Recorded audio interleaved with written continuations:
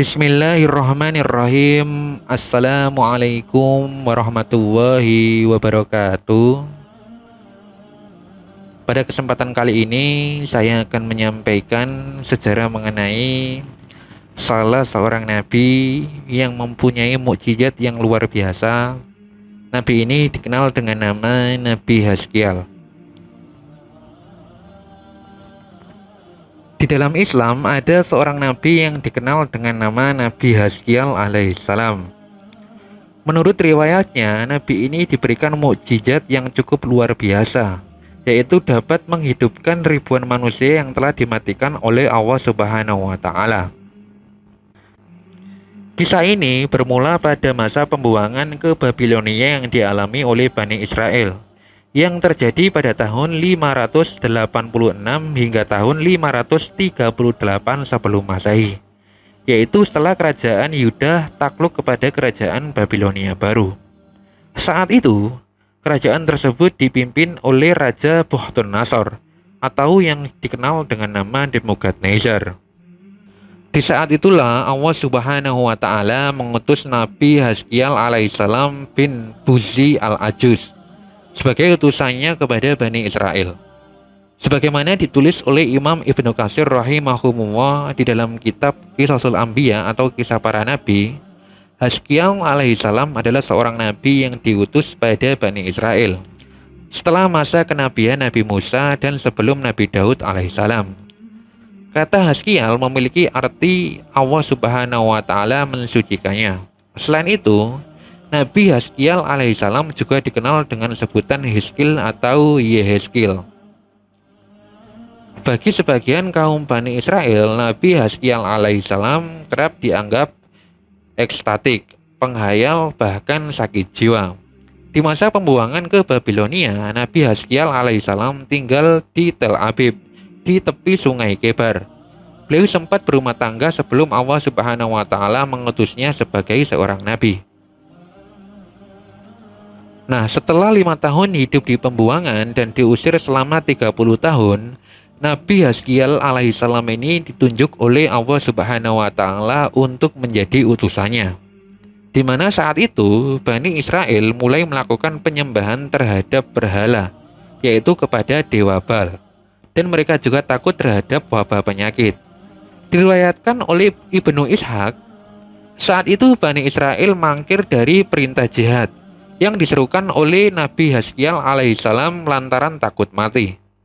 Desa Dawardan adalah sebuah desa tempat mereka berdomisili yang terserang epidemi penyakit lepra yang mematikan saat itu. Dalam riwayat lain disebutkan bahwa desa tersebut sedang terserang wabah taun, di mana wabah taun adalah sebuah virus ganas yang mana jika di pagi harinya sakit karena virus tersebut, maka di sore harinya akan meninggal. Begitu juga sebaliknya, jika di sore hari sakit, maka di pagi harinya akan meninggal. Nah, sebab itulah akibatnya banyak penduduk desa yang melarikan diri dan memilih tinggal di perbatasan negeri. Jumlah pastinya ada banyak perbedaan pendapat.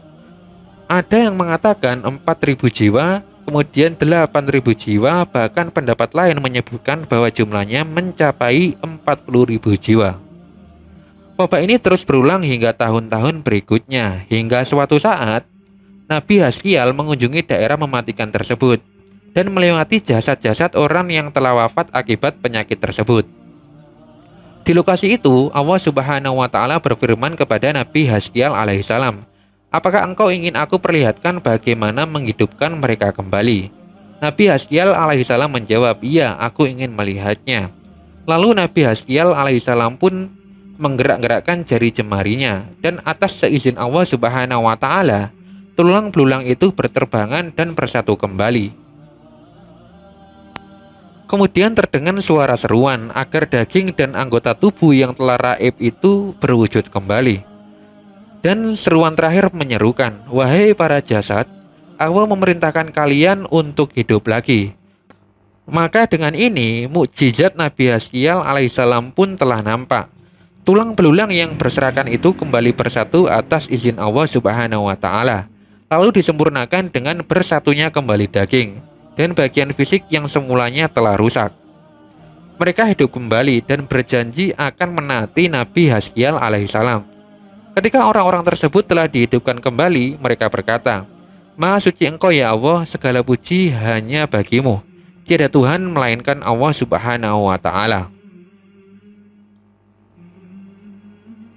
Lalu mereka kembali kepada kaumnya dalam keadaan hidup, padahal tadinya sudah dianggap meninggal dunia.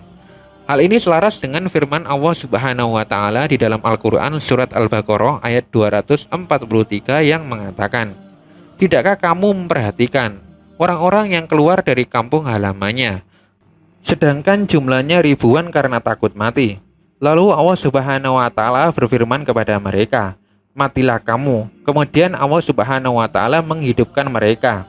Sesungguhnya Allah memberikan karunia kepada manusia, akan tetapi kebanyakan manusia tidak bersyukur." Nah, Imam At-Tabari rahimahumullah mengomentari kisah di balik tafsir surat Al-Baqarah ayat 243 tersebut, di mana ia mengatakan bahwasanya kaum Bani Israel itu dipercepat ajal mereka dan lalu dihidupkan lagi sebagai bentuk siksa, sekaligus pelajaran untuk umat mendatang. Siksa lantaran mereka mangkir dari perintah dan seruan jihad yang diperintahkan Allah Subhanahu wa Ta'ala melalui lisan Nabi Haskiel alaihissalam. Rasulullah Shallallahu alaihi wasallam pun bersabda, "Wabah tersebut pernah ditimpakan sebagai siksa bagi umat-umat sebelum kalian. Jika kalian mendengar berita tentang penyakit itu di suatu daerah, janganlah kalian memasuki daerah itu. Dan jika penyakit itu mewabah di daerah di mana kalian berada, maka janganlah kalian keluar darinya, karena hendak melarikan diri darinya." Hadis riwayat Imam Ahmad.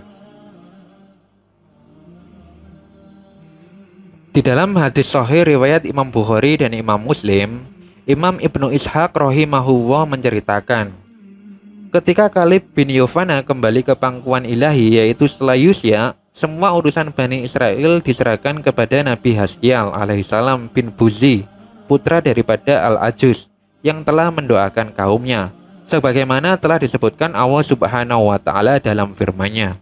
Hadis riwayat Bukhari dan Muslim. Nabi Haskiel alaihissalam akhirnya wafat.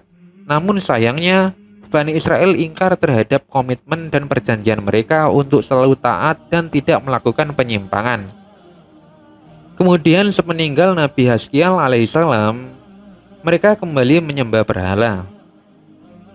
Sehingga Allah Subhanahu wa Ta'ala lantas mengutus Nabi Ilyas alaihissalam yang merupakan salah satu keturunan daripada Nabi Harun kepada mereka. Nabi Ilyas alaihissalam menentang penyembahan berhala yang bernama Baal, yaitu salah satu dewa penting dalam agama Kan'an kuno. Nah, Nabi Haskiel alaihissalam diperkirakan wafat sebelum 397 sebelum Masehi dan dimakamkan di Babel, yaitu di Babilonia.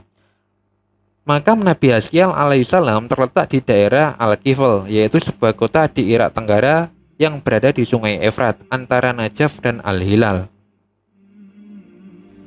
Nah, demikianlah sejarah singkat mengenai Nabi Haskiel yang dapat saya sampaikan. Semoga yang sedikit ini dapat menambah wawasan kita semua. Akhirul kalam, wallahu a'lam bishawab. Billahi taufik wal hidayah. Wassalamualaikum warahmatullahi wabarakatuh.